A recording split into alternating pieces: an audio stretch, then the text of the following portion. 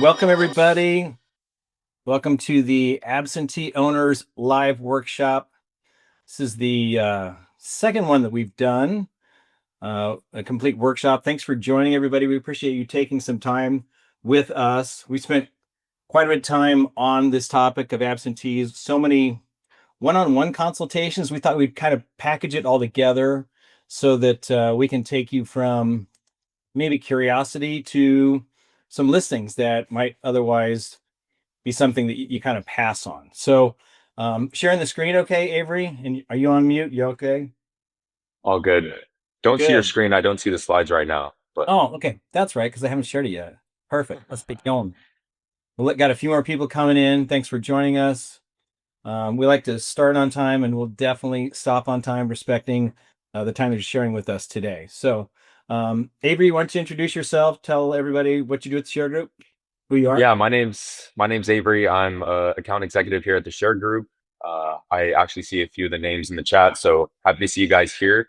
Hope you guys can get some value out of this today. I think it's really gonna help you guys out. Have you sold real estate before? Tell us about that. I have, yeah. I've been in real estate since I was 18. Went as a traditional agent, switched over to wholesale. Been doing that for about 2, 3 years now. So definitely had a fair share of working with absentee owners doing that. Perfect. I'm Tim Slavin. I'm the CEO of the Share Group and of the company for a little over 2 years. I have a 25-year career in information services. I've worked in healthcare data, construction data, business data, and now real estate is the new frontier. And I'm having a good time with guys that I've known for a long time and some new acquaintances in the business. So we're going to make very good use of your time, put a lot of facts and information forward, things that you can put into practice right away. um, at the end, I think we're programmed for about 35, 40 minutes, but at the end, we're going to have this absentee owners toolkit, which is going to be really all of the information that you need to go to market immediately. We have other account executives and sales ops leaders from the Share Group who are on the call. So if you don't already have an account with us, we can get you paired up with somebody who can work with you one-on-one in your market. But that toolkit is going to give you scripts and counts and video tutorials from leading real estate coaches, as well as we're going to do a promo for any leads that you're going to need leads to get started. So any leads that are purchased between now and July 4th are going to be a 30% bonus. You buy 3,000, you get 1,000 free on top of that. So it's a pretty good deal. And starting at 20 cents, these things are dirt cheap. We have guys who were building $40 million pipelines off of 20-cent leads. So somebody's making some money and we're happy about it. In this workshop, we're going to cover what's an absentee owner, how much competition is there, how do we get started, why do they want to sell, how do we approach them, and how do we create even smaller segments than just looking at absentees. So you can look at homeowners, owner occupied, non-owner occupied, and then within that, there's lots of different segments. So we're going to help you get from here to there. One of our leading coaches who works in the space, giving great advice to people who want to get to that six-figure level, is a guy named Brandon Mulrennan. And this is his commentary on the topic. Listen, right now, absentee owners should be on the top of every real estate agent's prospecting list. Yet, most real estate agents don't even know what absentee owners are. So, what are absentee owners? Absentee owners are property owners who own homes where they don't live, rental properties, properties they inherit. And these properties pose a very, very valuable lead source to you, the real estate agent.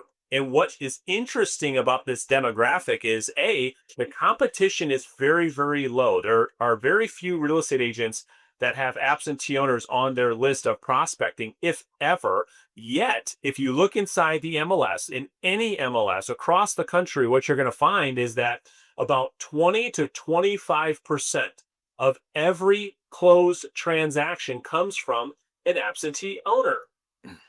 That's pretty interesting. That's a good stat to look at. And you'll find Brandon Mulrennan on YouTube and Instagram, and his company is Listen, right? ReverseSelling. And we think the world of him for how he's helped real estate agents become successful and advocating for the best resources, and the share group shows up there, pretty frequently. So this is going to be very positive, upbeat, forward thinking. Let's go kill it. But let's go kill it workshop. But there's also a backdrop we're going to talk about, just briefly. For those who are joining, have your cameras on. We love seeing your faces. Thanks for doing that. I should also say that the chat is open. And if you want to have a conversation, ask a question, start something in chat, and we'll pick that up and hop on and dig in, because we want this to be as enjoyable and interactive as it can be. So the backdrop of the market that we all know is not providing a lot of great, froth for the market. We're working with pending home sales index. I picked up on the news channel the other morning, 24-year low. Inventory's up 30%. So that means competition for the sellers is up 30%. New home sales are down, and mortgage rates are just still not very friendly for a business that needs that to provide the fuel, right? So what Brandon talks about is this thing called a professionals market. So nobody is dabbling in real estate, and if you can do that in a different market, but not today. So the backdrop here is that it's a professionals market. To get into it now means you have to get up to speed quickly and effectively create your own lead generation system, and everybody's going to create their own. We advocate for this direct contact approach because it allows you to pinpoint the prospects you want to talk to and cultivate, and develop a long-term revenue stream of predictable closings from your prospecting efforts. So finding sellers who are committed to the sale, knowing that inventory is up, and that the idea of taking a listing as a way to potentially earn a commission is going to be a failed strategy. In other words, success is harder than it's been. And it really goes to how that listing agent is going to carry that conversation so that they have a successful outcome. In other words, meeting the seller's expectations. This is a brief backdrop on kind of what we've seen in this. So the pricing and the seller expectations. Avery, you've been a real estate agent, and given the backdrop, it used to be, we think we're going to start here. And if we start here, we're probably going to get lots of offers over market. It's very different now. And it can be tempting to take a listing on expectations that may be difficult to deliver for your client, the seller. Comments on Absolutely. this? Yeah. Absolutely. So any comments on these points here? Yeah. So I think one of the main things that I relate with is the fourth one. What would you pay as an investor?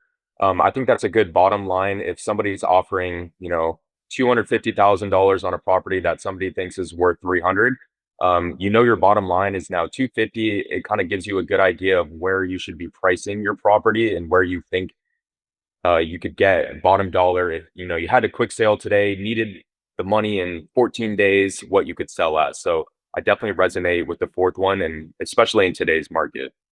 Right. We're all supposed to deliver on that retail premium to find the very best buyer for their home, but we have to be current and real on expectations about how long it takes to sell, what are the average days on market.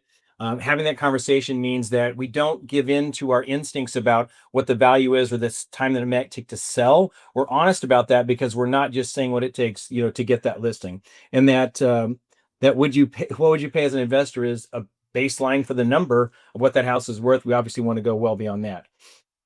And if you take those 2, 3, or 4 listings that are sold or listed on the premise that may be difficult to deliver on, then it really kind of goes to our reputation in the marketplace, which is the most important thing that we protect and support. So lots of different types of absentee owners. We kind of falling into several pockets. We've got long-term renters. We have the Airbnbs, the short-term markets, vacations, and second homes. And then what we call mini moguls or mom and pops. These are folks who are going to surface from the data that you buy from the share group. And it's going to show you people that you've never heard of that own 3 or 4 or 5 homes in a market. And we do a search at a county level and sort by, we're going to do a live example of this in a little bit, but we're going to show you how you can find those people who own 3 or 4 or 5 homes that they don't have LLCs, they don't have commercial office space, they just tend to accumulate homes and hold them over time. So we're going to surface those out of your share group leads today as well. So why absentee owners? You want to take this one on, Avery? Yeah, so I think one of the main things with absentee owners is you have a lower amount of competition. I speak to a ton of realtors that are constantly trying to talk to expireds, the FISBOs, and those could be very good leads, but there's just a high amount of competition. There's 5 expired listings on a Monday for 2,000 agents and a zip code, and it gets really difficult. You're having to have conversations with people that are frustrated. They haven't been able to sell their property, and it's not the easiest conversation to have with people. And I think absentee owners are a good niche lead due to the fact that they're already in the market. It's people that have invested, they're used to buying properties, they're used to selling properties. It's people that if you're talking to and staying in touch with, they should have no problem with using you as an agent since they're more than likely to conduct and transact in the market in the coming months, years, etc. Absolutely. Lower competition means that you're right, that visibility around FISBOs and expireds means everybody's aware of it. Um, I'm going to say on the high motivation, that may be overstated even in our own presentation here, but I can tell you that there is inferred motivation that gets stronger every day.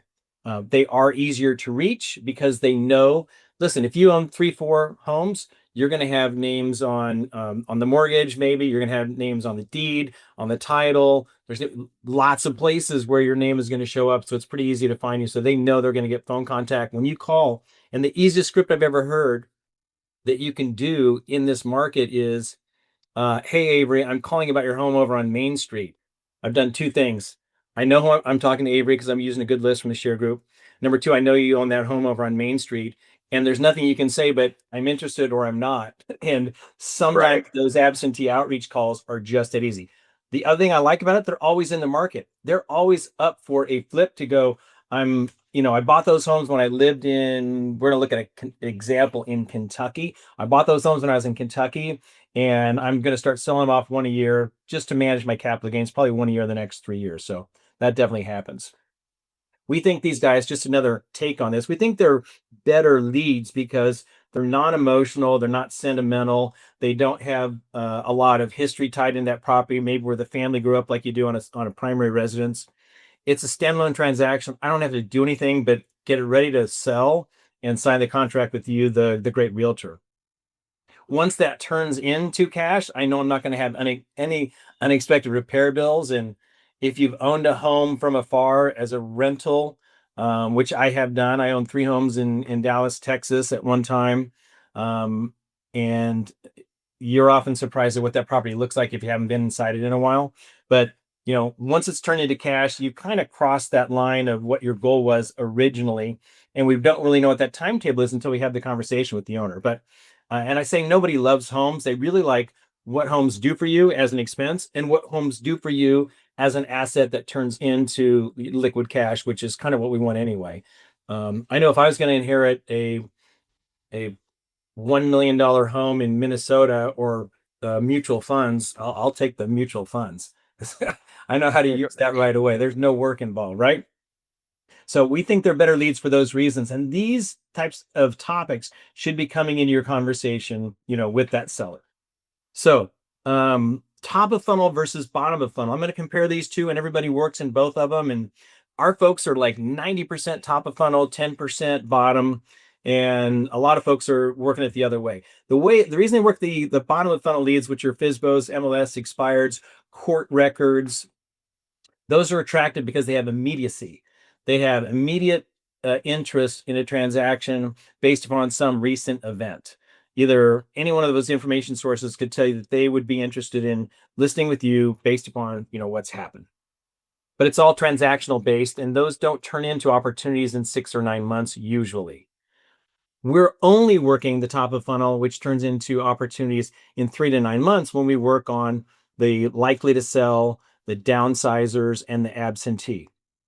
Because we have specific case examples of having that conversation right now. So for the people who follow what we're talking about, grab a script that they're comfortable with, download 3,000 leads, and call them in the next 30 days, are definitely going to be making closes in December, in January, and February. And not because it was a FISBO, it's because we had a conversation on July 6th, again in September, one in October, and then out of the blue, they called and said, we're ready to go earlier than we thought. But those conversations happen really on a weekly basis. and you don't know when they're going to mature, but you are definitely planting and tending to that seed and getting to reap the benefit of that without dependence on any other advertising, email, signage, open house, on and on. It can be expensive. Okay. We think that this is a pretty cool statistic because it sets you up for success. We like this. So 80% of the sellers pick the first agent that we meet with. So for you to win, you just need to be the first one that they meet with. And that will happen if they know who you are, you've had a conversation. And then we have this great guy, Brandon Halpern, who's in San Clemente. He cold calls 3 hours a day. Those people who turn into leads, he's on their front doorstep in 3 days, shakes their hand. So it goes from a conversation to a face to a handshake to a listing that happens downstream. Typically 6 months after that meeting, they're going to be listing with that agent. And this is exactly what we're talking about. And this is what happens in the marketplace. And this is why we love this approach to becoming really a listing giant in your own market. So I was searching, looking for agent interview numbers, and this popped up on a Reddit thread. It's like, how many did you interview? I didn't interview anybody. As a seller, I went with the guy who caught me on the right day. That's you on a ShareGroup lead next week. I don't even know how we first met. Doesn't matter. How we first met is the key term there, because you have a phone conversation and you meet. But we met and I wasn't ready to sell. He followed up every 3 months. And then one day I was like, okay, I got to put my kids through college. It's time to sell. Boom. You've already won the job. All you have to do is wait for their timing to catch up to when they're ready to go to market. You will have already won the listing, and they won't shop because they know who you are, and you've created trust by the consistency and the follow-up that has made you different from every other realtor in your market. So within the absentee owners, and there are 11 million in our database. Okay, within the market, there are also ways to break into smaller categories and go a little bit further. Avi, tell us about that. Yeah, so one of the main categories that I know a lot of the agents I work with like to use is the 65 plus absentees. Those are going to be people that we like to refer to as senior landlords. Those are people nearing retirement. They don't live in the property, and so they want to reduce maybe property management burden, and they want capital for retirement and or healthcare, stuff like that. Far away from home, people that live far away from the rental or investment, they may sell due to having to manage it remotely. It can be pretty expensive to hire local management, having to travel out there. And maybe they want to invest in something a little bit closer. And then strapped, which are people that purchase within the last 3 years. They've experienced little to no property appreciation. So they've accumulated a low amount of equity. They might sell due to struggling with their mortgage, maybe financial difficulties, needing to relocate, and or having to recoup their investment into that and cover some selling costs. And then the mom and pop investors, which I think is definitely one of the best lists. Those are going to be small scale investors, often a couple who own 3 or more properties.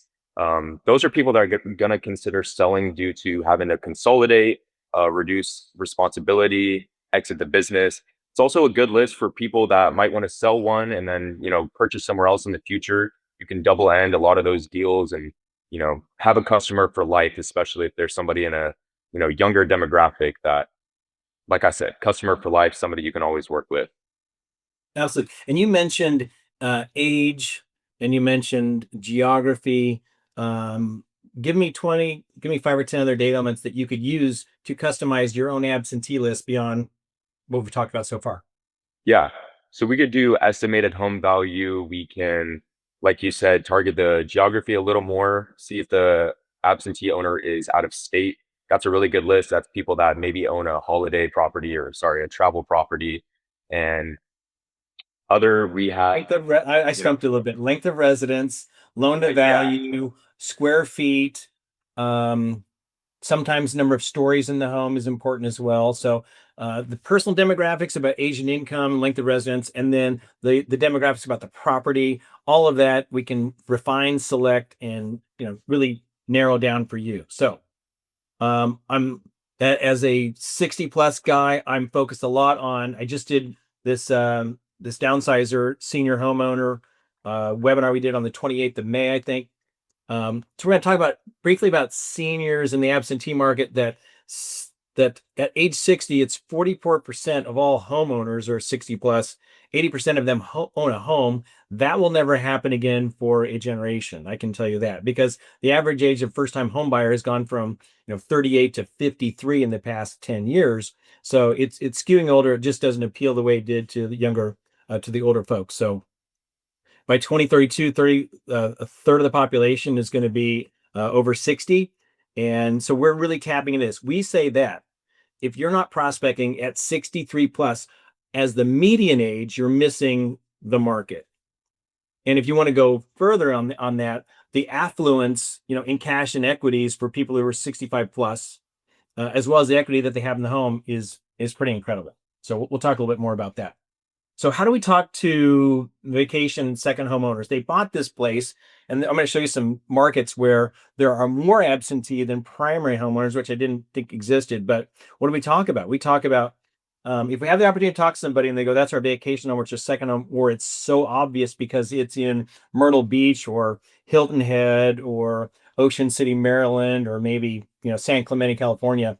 It's pretty obvious that the second home is a vacation home because of where it's located. So when you bought that, what was the vision? And well, we bought this house because our kids, our family made sense. And then, well, 9 years later, is that still true for you? Yes, it is. We still love it. Okay. What my ideal time to follow up with you and every realtor in America is the day before you decide you want to list. And so we don't know that. So would 3 months, 6 months, or next year, when should I check back in with you? It sounds like you're super happy where you are. But to really unearth and ask the questions that nobody wants to ask is like, are you having as much fun? Or are you using as much as you used to? Because if it's going down, they're going to be more likely to sell, obviously. And how's the neighborhood holding up? How are HOAs? There's a lot of things that can go into that tolerance around the enjoyment of a home that you really had a good time with, but now maybe not using as much. And the best question of all, when should I follow up? And what would happen that would cause you maybe to want to list that home in the future? Makes a lot of sense. On the long-term rental owners, which I alluded to the fact that I had done previously, well, I want to know when the last time they were inside the property. That creates a little bit of an uncomfortableness for me, knowing that sometimes renters just treat your property pretty terribly. How are they treating it? What's the long-term plan with it? I had two experiences. I had one tenant who kind of destroyed the house, and I had another one who was so amazing that after 3 years of renting, I just sold the home to her and I took the note back, and it's been a great outcome. She's paying the balloon note next month. It's a pretty cool deal for both of us because the home's gone up significantly in value. It's in McKinney, Texas, a great suburb just north of Dallas. So she got a good price. She didn't have to qualify for financing because I had a 3-year rental history, which was fantastic. So, and would you consider selling if the price is right? These are questions everybody on this call knows how to do.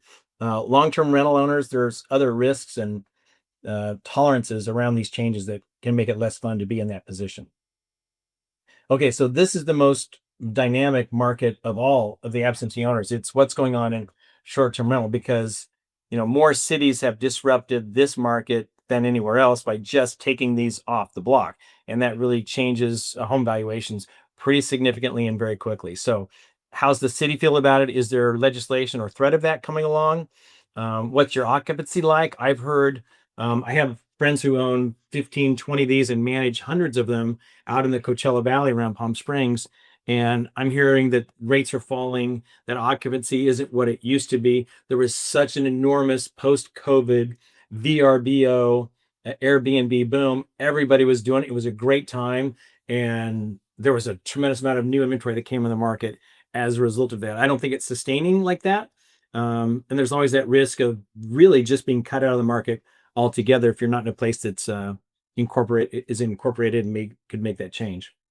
And then sometimes you were the only VRBO on the block, and how do the neighbors feel about that? There's a little bit of passive aggressive behavior I've seen as a tenant in an Airbnb. Sometimes the full-time residents are not super happy about that. So I think all of those things kind of weigh on your mind, but I alluded to the idea that there are places, and these are the ones that came up for us first. We can look at every zip code in the United States and look at the owner occupied and the absentee owners and kind of draw some comparisons. But, we've got 16,000 absentee owners in Ocean City, Maryland, 85%. Hilton Head. So these are the places you would expect where you've got that place on the beach and you can drive there. It's a 45-minute to 2-hour commute. It's a family getaway and it makes a lot of sense. And then when we get into kind of like the traditional cities, you go, how much is there? And I kind of like these a lot more because of the fact you kind of get those owners that have 2 and 3 homes in these domestic markets that are just kind of regular commuter cities, right? But to see a volume of 163,000 in the Dallas Fort Worth metroplex is pretty cool. 122,000 in Boston.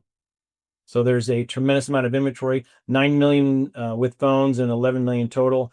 When we get into the shop demonstration in just a minute, we're going to take a look at some, live counts.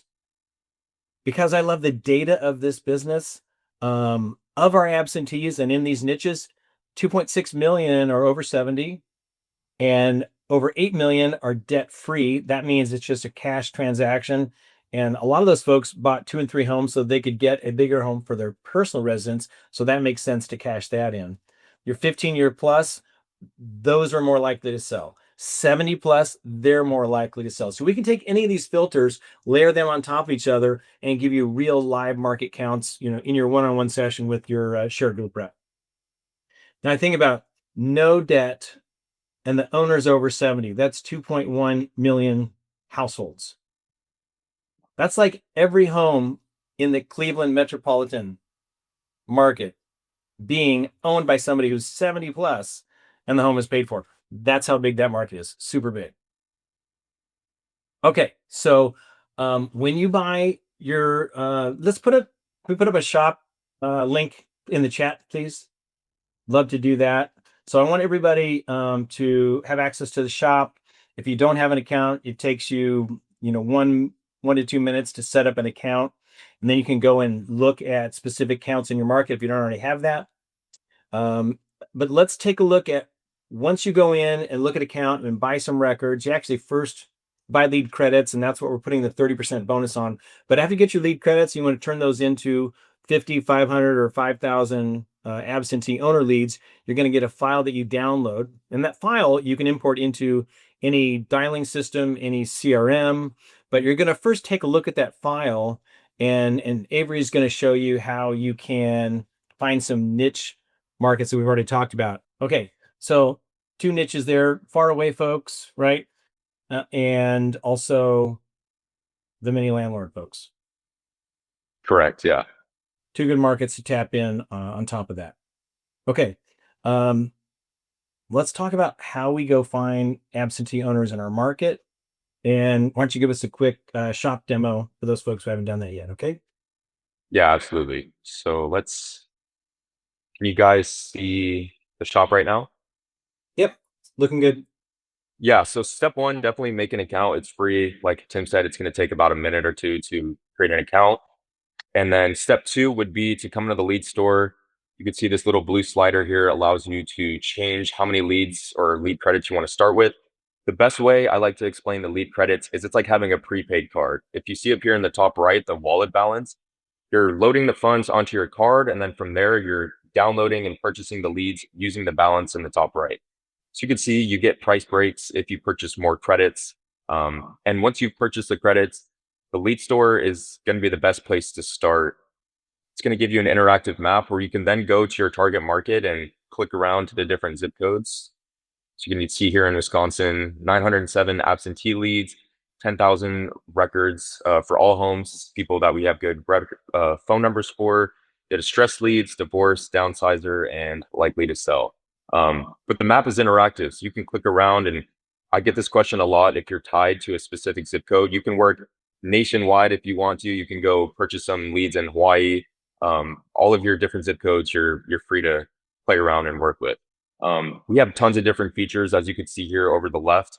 But to save you guys some time, I highly recommend just getting with one of your account executives, and they can go through the process and really kind of build a game plan with you on what you're looking for and looking to get out of the service. Some people really use the lead enhancement, the skip tracing feature, and some people work out of the lead store and just pull the leads as they're ready to work them. So allows you to be dynamic in how you prospect and how you pull the leads. So let me unshare here, and there we go. Well, did you cover skip tracing and people lookup? Yeah, let me do that. So this, That's okay. okay. Just know, in addition to downloading leads, you can also do skip tracing, and you can also look up folks. And the wallet purchase is the best way to get started for the best price. Okay, so we have some leads. We know how to get out of the shop. You can book a time with account executive to give you a one-on-one walkthrough. Let's talk about the actual outreach itself, where we say that the best prospecting is done directly on the phone because it works for a personal connection. um, you may I think that all of our successful callers get to a point where they are indifferent about the outcome, but committed to the process. And by the outcome, I Exactly. mean, I've asked a guy who's doing this $400,000 a year in commission, and I go, "What do you consider a good cold calling session?" And he said, "One that is completed." And so he's not go. Once you have your committed to the behavior, you're committed to the success, and you understand what the inputs to the outputs will be. If you can call for 3 hours a day and you're going to get 2 good leads, you're going to get 60 leads a month. And after 6 months, you have 360 of those leads. You have 10 to 15 deals in your pocket. You can't get to one without having the outcome, of the other. So outbound prospecting, we love. Mid-morning, early afternoon, best times to call. Most of our successful callers are 8 to 11, 8:30 to 11:30 every day, and they just simply won't let anything else on their calendar between those hours, regardless of what it is. Next one would be direct mail. We have a lot of folks who are very successful in lead generation, doing consistent direct mail where you have your picture, QR code, important information, insights. Um, but the regular communication and being in the mailbox every month is an important part of that recognition. So when you do call, you already have some familiarity that you can draw upon. And I think the third, from a cold outreach, would be email. The good thing about email is if you can get the email, and we're going to give you emails on about 30% of the leads that you get from the share group, but the emails that you acquire, if you are doing a regular follow up with a home valuation or some other valuable information that they can use that really supports your mission of being their trusted advisor, I would subscribe to that and make that happen. So HomeBot and services like that allow you to see when they click on the link, when they do research, they start shopping. So that to me sounds like it would be gold if you could understand exactly when their intent changes. Okay. One of the things we talked about at the beginning was what to expect. And I can't tell you what to expect. Some of the hardest questions we get are, what's the conversion rate on your lead? As if every lead and every realtor was processed the same way, which obviously doesn't happen. So everybody has their own skills and their own talents and their own approach. For the people who master the outbound phone calling, they're going to get predictable results at a very low cost, and they're not going to be dependent upon a third party or giving away 30 or 40% of their commission.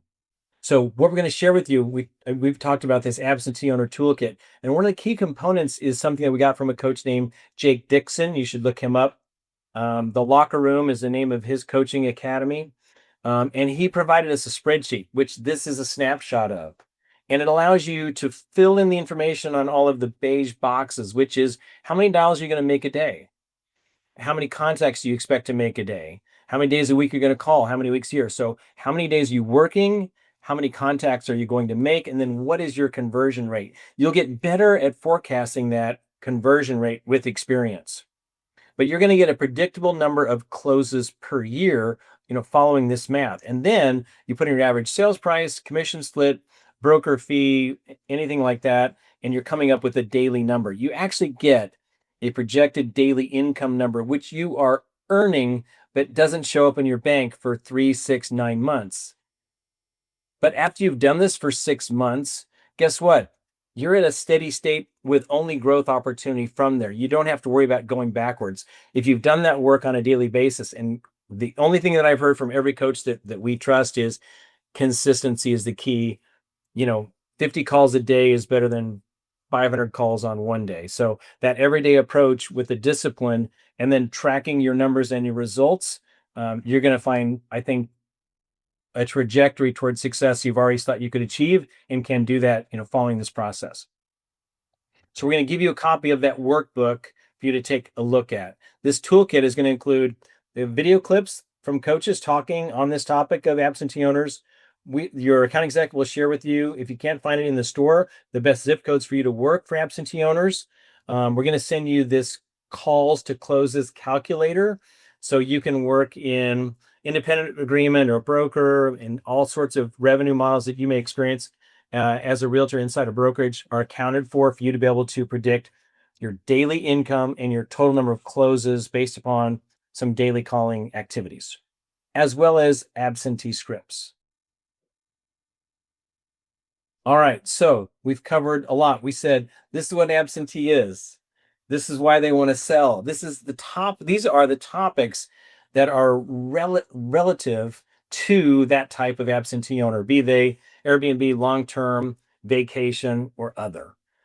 And we've talked about how to get the leads and how many that there are, as well as we're going to send you that kit that includes the scripts as well. And believe me, we had a couple of years ago, we had a realtor who was probably 23 years old, bilingual in Ohio, and he recorded his absentee owner calls. And because he was bilingual, he called into Hispanic neighborhoods. He was able to connect with the homeowners, and he also found that just being upfront and straightforward about who you are and why you're calling was super effective. So when you can say, "Hey, Avery, this is Tim. If you want to hang up on me, go ahead. I'm a realtor." And after you say that, they definitely won't. "Hey, Avery, this is Tim. Yeah. I'm a local realtor. Go ahead and hang up on me if you want." It's like, well, you just took the bullet out of my gun, didn't you? Yes, I did. Okay. I'm calling about your home over on Main Street, and it looks like you've had it for about 5 or 10 years. How's that going for you? What are your plans for the property? Right? That's just about how hard it is, right? And you're going to get a million different answers, which I'm not going to attempt to cover here today. But those conversations from the right person at the right time that we talked about, with the guy who we talked about earlier who said, "I don't know how we ever met, but he called me at the right time." And the right time is it's today from 8 to 11:30 and tomorrow, and not the 4th, I think, right? What else do we miss, Avery? That's everything. You nailed it. Okay. So we welcome you to go to shop.theshare.group to create your account. You'll automatically be assigned to one of our account executives. And the thing that I love and hear the most about our business when people are giving us kind of feedback on how we're doing is everybody you talk to knows what they're doing and they understand the role of the realtor and they know how to support that person. And you're not talking to somebody who is at a CRM, just knows how to work a cash register and sell you leads. Okay. So we understand what these lead types are, how they work. We understand what success patterns can generate listings for you. And we point you towards the coaches which we have had great experiences with and our clients have benefited and profited from. We're not coaches. I haven't sold real estate. I've only sold information and I love this market, but I appreciate you spending time with us today. Hopefully this has been helpful. The next and most meaningful thing that can happen is create an account and then schedule some time to talk about what's going on in your market. And we'd love to be a part of your success. Okay. I don't see any Q&A coming in and nobody's raising their hand. We'll wrap it up and I will say, Carrie, thanks for your thank you. Go have success. Dustin, thanks for joining. Appreciate everybody being here. We'll do another one in about 45 days and we'll send you an announcement. Hopefully you'll find that just as valuable. All right. Have a good day. Awesome. Thank you, guys.